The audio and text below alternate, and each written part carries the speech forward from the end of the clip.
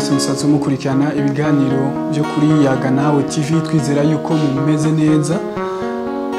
Uno munsi rero kwigenekezo ya 25 kwezi kwindwi 2025 twa turi nga kandi kuno munsi wa gatanu kugira ngo tushobe kubandanya tuyaga byinshi kubijanye n'amakuru nkino ariko aravugwa mu mihingo igiye itandukanye y'isi. Rero amakuru yacu uno munsi tuza kuyahera mu gihugu cyacu Burundi, aho tuza kuraba zimwe mu nkino za gicuti zigiye kuba zibera ku bibuga bigiye bitandukanye ndetse no mu ntara zigiye zitandukanye. Turaza kuvanga mu gice cy'u Burundi, turaca gatonya muri Afrika, dusimbire ku mugabane wa Buraya, tugende turaba dossier zigiye zitandukanye ziko ziravugwa na cyane mu mugwi wa FC Barcelona, aho ubona ko amatati hagati y'umunyegori akaba na kizigenza wabariwe Marc-André ter Stegen bibandanya kumera nabi mu mugwi wa FC Barcelona. Marcus Rashford tayari mu mugwi wa FC Barcelona nyuma yo gushika imyimenyerezo arayirembeje, nawe turaza guca turabe uko vyifashe muri uwo mugwi wa Barcelona. Turaza guca muri Real Madrid turabe ibiriko birahavugwa naho nyene Liverpool, Arsenal aho bamaze kwashikana umusore Victor Gyökeres, naho nyene turaza kuraba ayagiye atandukanye ndetse ariko aravugwa mu isoko ry'igura n'igurisha ryo mu hari noci ry'abakinyi. Sangwa ikaze muri kino kiganiro, ayo namwe n'ayandi tubafitiye. Yaga Nawe TV. Mu gihugu cyacu cy'u Burundi rero imigwi iboneka yuko ibandanya kwitegurira cyane ihiganwa ry'icicaro cya mbere Primus League Burundi rigiye kuba ritangura ku magenekerezo ya 15. Rero muri ino weekend hakaba hategekanijwe inkino za gicuti zigiye zitandukanye, aho ubona nk'akarorero kuri stade Urukundo mu ntara ya Ngozi umugwi wa Messager de Ngozi aho zobafatanye n'umugwi wa Muzinga igihe cy'isaha 9 hariya mu ntara ya Ngozi. Rero ubona yuko hazoba hategekanijwe urukino rwa gicuti ruzohuza umugwi wa Messager de Ngozi hamwe n'umugwi wa Muzinga Football Club wegukira igisirikare cy'u Burundi. Uwo mugwi kaboheruka no kuba uduga mu cicaro ca mbere. Urundi rukino rutegekanijwe mu rukino ruzohuza umugwi wa Vitalo Football Club hamwe n'abakinyi bahoze bakinira umugwi wa Vitalo, nukuvuga abakinyi bakera bawuciyemo. Ubwo rukino rero kazoba ruzobera kuri Centre Technique Nationale aha mu Ngagara igihe cy'isaha 9 nyene.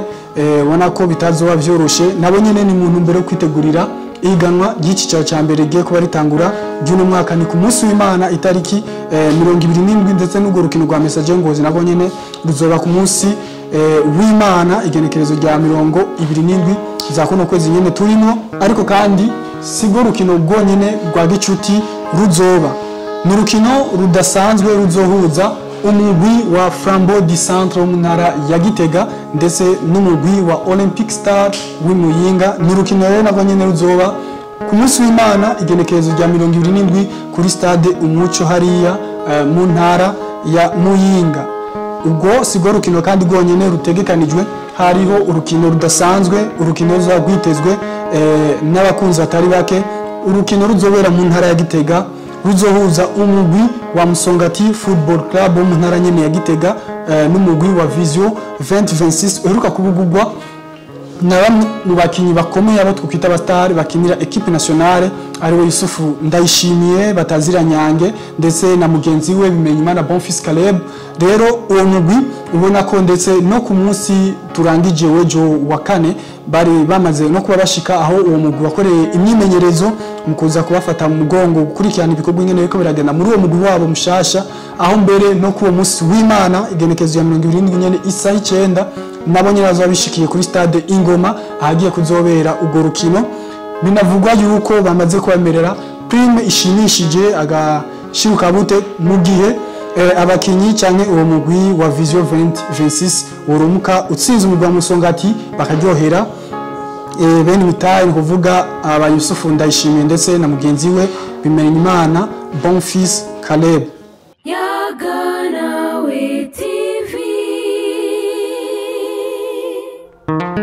Ku mugabane wa Afrika inkuru tuza kuvuga nimwe gusa yuno mukuru w'igihugu cha Tanzania Samia, aho ubona yuko yemereye abakinyi babaloko basanzwe bakina ihiganwa gihari ya nyene mu gihugu ca Tanzania bagiye kuba bakina inkino za CHAN aho yabemereye umuriyaridi w'amashiringi uvuga yemereye equipe nationale yose umuriyaridi w'amashiringi mu ntumbero yo kubamotiva rero mwari no higanwa bagiyemo mu gihe vyoshika bakaritahukana ubona yuko yabemereye umuriyaridi w'amashiringi rero samahera make ubona ko Samia Suluhu Hassan yakoze igikorwa ciza cyo kumotiva ino equipe nationale yiwe ubona ko igiye kubiserukira igihugu ca Tanzania mu nkino za CHAN zigiye kuba ziba vuba cyane.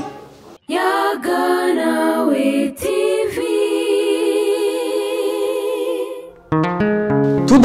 tudatevye reka amakuru yacu tunyarukire ku mugabane wa Buraya aho ibintu bitoroshe na gatonyi. Reka tuje mu mugwi wa FC Barcelona abariho tuyahera amakuru yacu. Ibintu nivyoroshe hagati y'umunyegori akaba na kizigenza w'uyo mugwi ariwe Marc-André ter Stegen.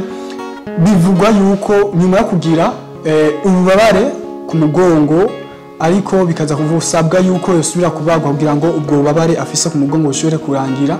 Rero Marc-André ter Stegen biciye ku mbuga ziwe yaje kuba amenyesha yuko agiye kumara amezi 3 ataboneka mu kibuga, akaba ari azogaruka mu kibuga inyuma y'ayo mezi 3 kuvaho azoba hejije kubagirwa mu mugongo kugira ngo ubwo babare buhari. Ariko rero hariho ikibazo kimwe kiri hano muri inkuru ya Marc-André ter Stegen. Dusanzwe tubimenyereye yuko nta mukinyi yitangariza yuko agiye kumara igihe runaka imbere yuko abajejwe ivy'ubuganga cyo twokwita staff medical itaramenyesha ikiringo umukinyi agiye kubamara, ndetse no ku ruhande rwa equipe ubwayo ni bimwe mu bintu bitangura kumenyesha yuko umukinyi agiye kumara ico gihe cyose ataboneka. Rero ikintu cyo gutangaza abatari bake nuko umukinyi wenyene ku ruhande rw'iwe Marc-André ter Stegen yaje kuba atangaza yuko agiye kumara amezi 3 ataboneka mu kibuga imbere yuko na staff medical canke na equipe ubwayo muri rusangi imenyesha yuko umukinyi wabo agiye kumara igihe runaka ataboneka. Rero icishije ngaha kigo kiragaragara nuko amwe mu mategeko yishira mu by'umupira w'amaguru muri Espagne La Liga aratanga uburenganzira ku mugwi mu gihe umukinyi wabo agize ikibazo c'imvune akamara hafi amezi agera kuri 4 kuduga ataboneka, barashobora gukoresha ibice 80% vy'umushahara wiwe kugira ngo ashobore kwandikisha uwundi mukinyi yoza nko kumusubirira. Mugabo rero ibi ni imwe mu biko biratuma umugwi wa FC Barcelona utandikisha bamwe mu bakinyi waguze kubera yuko wo wifuza yuko yomara ikiringo c'amezi 4 ariko rero ubona ko Marc-André ter Stegen mu kwitabariza ubona ko wewe yashimye kumenyesha ko agiye kumara amezi 3. Rero no kunyinyurana kuri hagati y'umugwi wa FC Barcelona ndetse na kizigenza wabo ariwe Marc-André ter Stegen. Rero no kurindira tukaraba iyo bizoherera nuko umugwi wa FC Barcelona wewe mukanya kanaheze uhagiye gutangaza yuko uno munyegori Marc-André ter Stegen agiye kumara amezi hagati 4 na 5. Mugabo umunyegori we ku ruhande rwiwe umukinyi ku ruhande rwiwe wakamenyesha yuko ari amezi 3. mu kurindira twaraba rino nyinyurana hagati y'uburongozi bw'umugwi wa FC Barcelona ndetse no kizigenza wabo aho bigiye kuba birangirira. Muri FC Barcelona kandi nyuma yo gusinyisha uno mukinyi bamukuye muri Manchester United ariwe Marcus Rashford uno mwongereza tayari imyimenyerezo akaba ayigenze rero akaba yajanye n'umugwi wa FC Barcelona aho bagiye ko bategurira inkino za gicuti mu Buyapani. Rero uno Rashford ubona yuko yamaze kuba ajana n'uno mugwi wa FC Barcelona. Tunamenyesha rero kandi ko umugwi wa FC Barcelona unafise n'urukino rwa gicuti ugiye kuzokina ku munsi w'Imana n'umugwi wa Vissel Kobe wo mu Buyapani. Umumenyereza rero Dieter Hans Flick n'umumenyereza w'umudagi wa FC Barcelona akaba yamaze kubasohora urutonde rw'abakinyi agiye kuba yifashisha muri izo nkino agiye kuba akina za gicuti mu ntumbero yo gutegura ihiganwa ry'icicaro ca mbere muri Espagne iryo twita La Liga. Twababwira rero ubwo rutonde rw'abakinyi yashoboye kuba atwara abanyegori bagera kuri 4. Uwitwa Joan Garcia baheruka kuba basinyisha kuye mu mugwi wa Espanyol Barcelona. Szczesny no munyapolonye nawe nyene ni hari Inaki Peña hamwe n'uwitwa coach nani ku ruhande rw'abanyegori yashobora kuba atwara Kubarsi, Balde, Ronaldo Araujo, Inigo Martinez, Christensen, Kunde, Eric Garcia, Hector Ford, Gerard Martin n'uwitwa Geoffrey nibo bakinyi b'inyuma yashoboye kuba yitwaza mu gukina muri zino nkino za gicuti.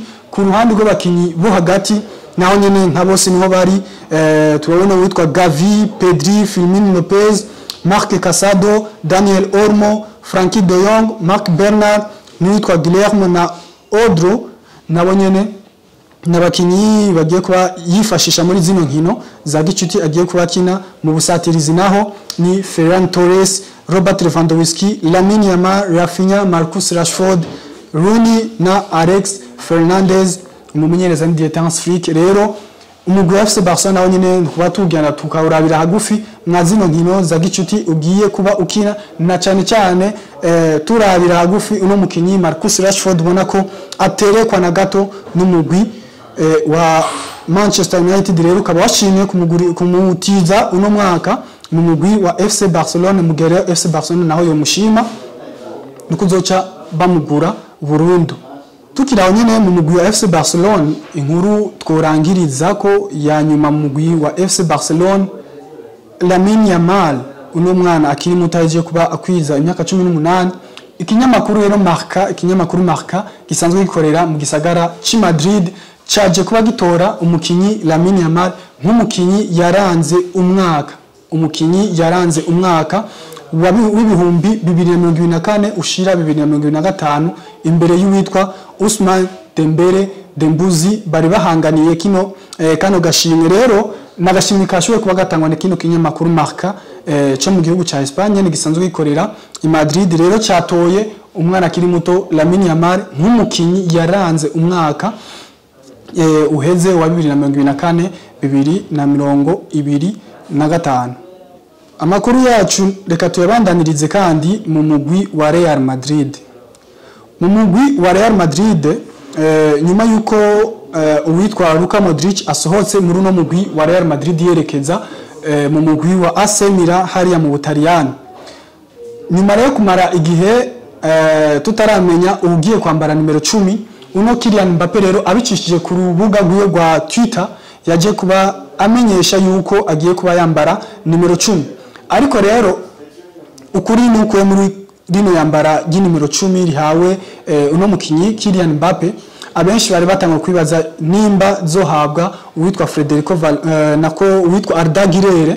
Ariko rero ukuri kuri muri ibintu nuko umugwi wa Real Madrid wonyine ubwawo ariwo wihitiyemo guha numero 10 uwitwa Kylian Mbappe. Sina Kylian Mbappe ubwiwe yaje kubasaba ino numero 10 kuba yo yihabwa uya, ahubwo n'umugwi wa Real Madrid waje kuba wenyene ubwawo ufata ingingo yo kwambika umukinyi wabo Kylian Mbappe numero zigera 10.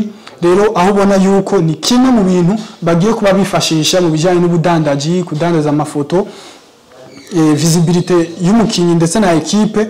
Rero inimero 10 niyo mpamvu baje kuba bayiha umukinyi Kylian Mbappe. Rero no kurindira tukaraba ahubwo ninda agiye kuba yambara numero 9 mu mugwi wa Real Madrid.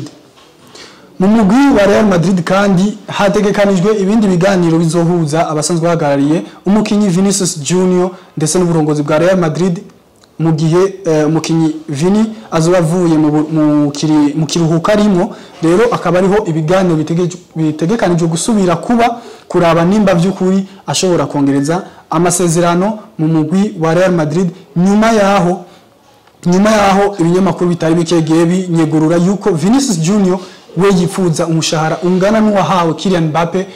Tukaba tuzi ko Kylian Mbappe nawe ahembwa imiliyoni zigera kuri 30 ku mwaka mu mugwi wa Real Madrid. Rero ubona ko umugwi wa Real Madrid nawo utifuza ihangana kubijyanye n'umushahara no kurinda tukaraba ibiganiro hagati ya Vinicius Junior na Real Madrid nimba by'ukuri azokongereza amasezerano canke ashobora kuzosohoka muri no mugwi wa Real Madrid. Muri Real Madrid kandi hariko haravugwa isohoka ry'umukinyi Dani Ceballos aho ashobora kwerekeza mu mugwi wa Real Betis nganyene mu gihugu ca Espagne ku miliyoni ziri hagati ya 15 ndetse ni miliyoni 20 z'amanyaburaya. Umugwi wa umugwi wa Liverpool ni umwe mu migwi ubona yuko uhagaze neza mu isoko ry'igura n'igurisha muri noci ry'abakinyi. Umukinyi rero Hugo Ekitike tayari mu mugwi wa Liverpool bakaba bamusinyishije ku miliyoni zigera kuri 90 bamukuye mu mugwi wa Eintracht Frankfurt wa hariya mu gihugu c'Ubudagi. Uno mukinyi rero Hugo Ekitike akaba amaze no kuba atangura imyimenyerezo nawe nyene agiye kuba yifadikanya n'umugwi wa Liverpool mu rukino rwa gicuti n'abanyene bazokina ku munsi w'Imana ruzobahuza n'umugwi wa AC Milan. Rero Hugo Ekitike ubu akaba ari umukinyi wa Liverpool bidasubirwamo.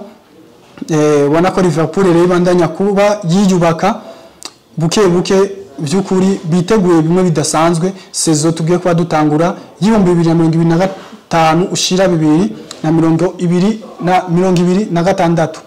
Aho nyine muri Liverpool bariteze yuko umugwi wa Bayern Dominique wo muri gihugu cy'Ubudagi ushobora kuzana amafaranga agera ku miliyoni ziri hagati ya 75 ndetse na 80 kuri umusatirizi w'umunyakolombia Luis Diaz Marulanda.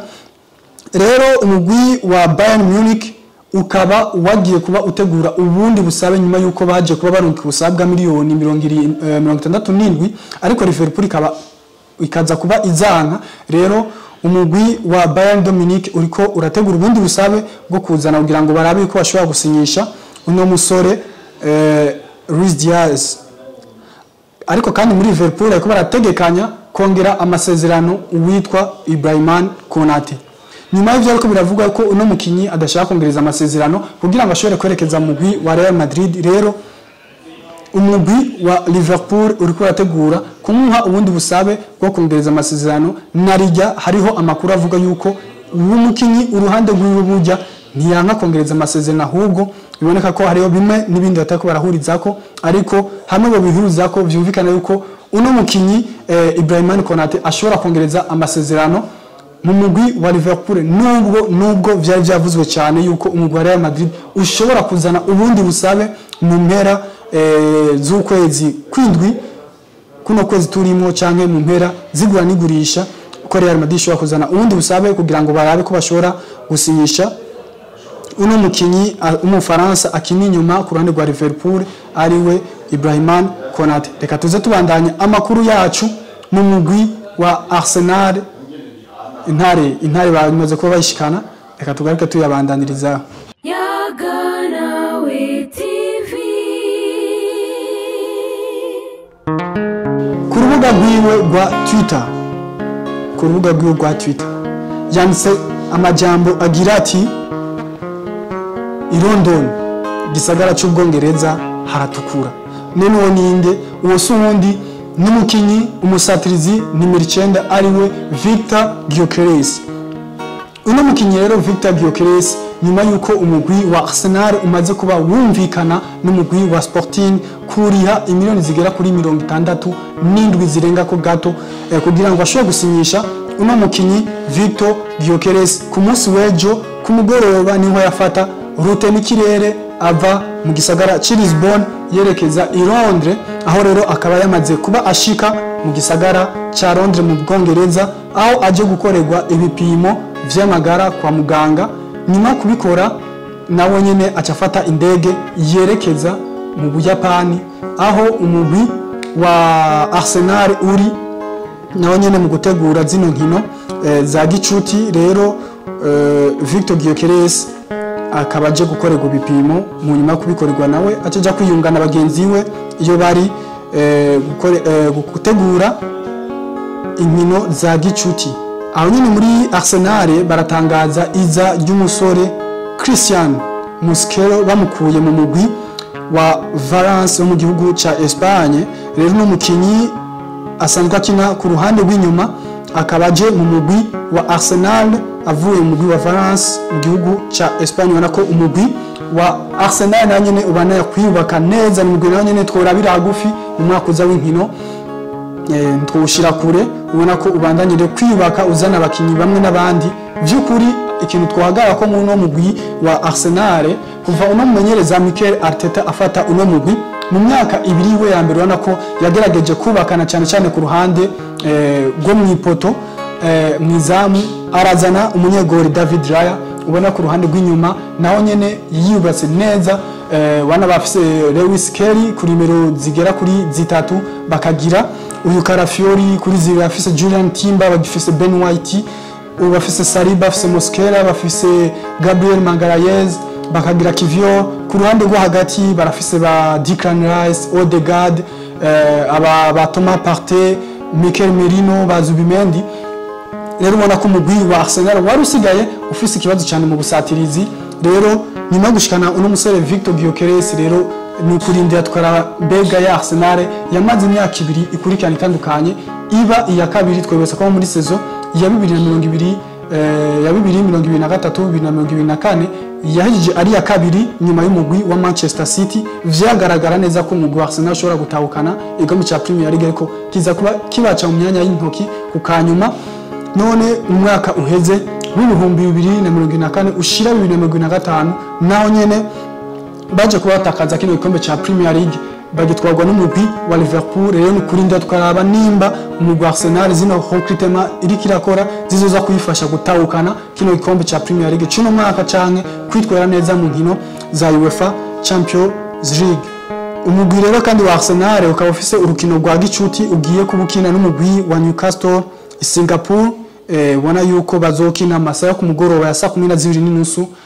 Wana ko na Arsenal ibandanya kwitegurira neza ihiganwa ry'umwaka tugiye kuba dutangura yuno mwaka uza. Mu makuru kandi yigura nigurisha rero tworangiriza ko mu kiganiro cyacu uno munsi nuko umugwi wa Chelsea Football Club, umugwi wa Chelsea nawo nyene ubandanya kwiyubaka bidasanzwe, aho uriko urifuza uno musore asanzwe akinira umugwi wa RB Leipzig. Uno mukinyi rero ni suundi nuwitwa Xavi Simons, uno mu Hollande. Rero umugwi wa Chelsea ubona ko uri kuramwifuza bidasanzwe kugira ngo bashobore kumusimbana mu mugwi wabo. Muri Manchester United nyuma yuko bashikanye umusore Brian Mbeumo, bariko barifuza uno musatirizi Oli Watkins wa Aston Villa, ariko ubona ko uyu mugwi wa Aston Villa wamaze kubabera ifuro ry'igiti, aho baje kubamenyesha uno mugwi wa Manchester United yuko umukinyi wabo Oli Watkins atari ku isoko, atagurishwa.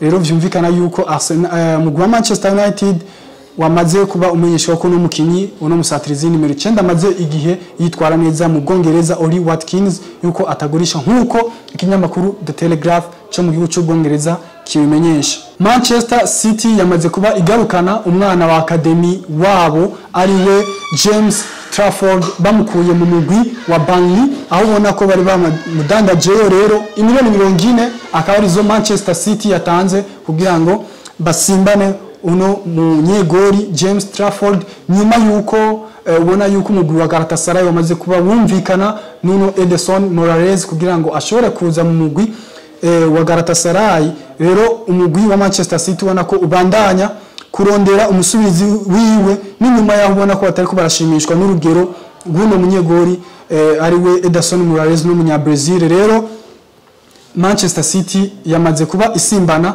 ku miliyoni 40 uno musore James Trafford. Inkuru twarangiriza ko nuko umukinyi uno mukinyi Alexander Isaac ubona yuko ariko arasaba amananiza umugwi wa Newcastle United, ariko asaba amafaranga ngana n'umuriyoni n'ibice 2, ni kuvuga umuriyoni n'amajana 2 ku kwezi yoza arahembwa kugira ngo ashobore kongereza amasezerano muri no mugwi wa Newcastle. Ariko ubona yuko rero abarongozi b'umugwi wa Newcastle batariko barashimishwa na gato nabone busabe Alexander, ariko arabasaba vyumvikana ko bo babona yuko aramananiza. Rero umugwi wa Al Hilal bibonaka yuko wariko uramwifuza cyane, ndetse unamutanga ko amahera atari make n'umushahara munini ashobora kuzohembwa. Ubona ko rero umukinyi Alexander Isaac nawe yifuza kuva mu mugwi wa Newcastle, aho burya atamaze no kuba ari hamwe n'umugwi wa Newcastle, aho ugiye kuba ukina inkino za gicuti. Biranavugwa kandi ko umugwi wa Liverpool hamwe Luis Diaz yobagiye, maze umugwi wa Newcastle ukemura ko uja mu biganiro n'umugwi wa Liverpool ko nawe nyine bashora kumusimbana no kurindira tukaraba iyo bigiye kuba biherera hagati y'umugwi wa Newcastle United ndetse n'uno musatirizi wabo ariwe Alexander Isaac.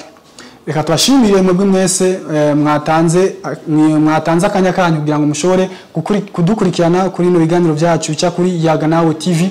reka tubashimire naho butaha ku munsi wa mbere tugaruka turaba amwe mu makuru azoba yavuye mu zino nkino zabaye muri no weekend na cyane cyane ga mu gihugu cyacu Burundi ndetse n'izo nkino za gicuti zizohuza ino migwi yo ku mugabane w'Uburaya. Mwumvise ko umugwi wa Liverpool uzohura n'umugwi wa AC Milan, nayo Arsenal izohura n'umugwi wa Newcastle United. FC Barcelona izokina ku munsi w'Imana mu Buyapani n'umugwi wa Vissel Kobe.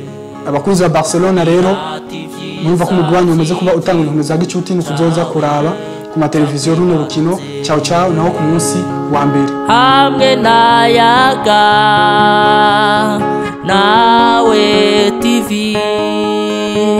Ubwenge niwo mutima, ubwenge niwo mutima.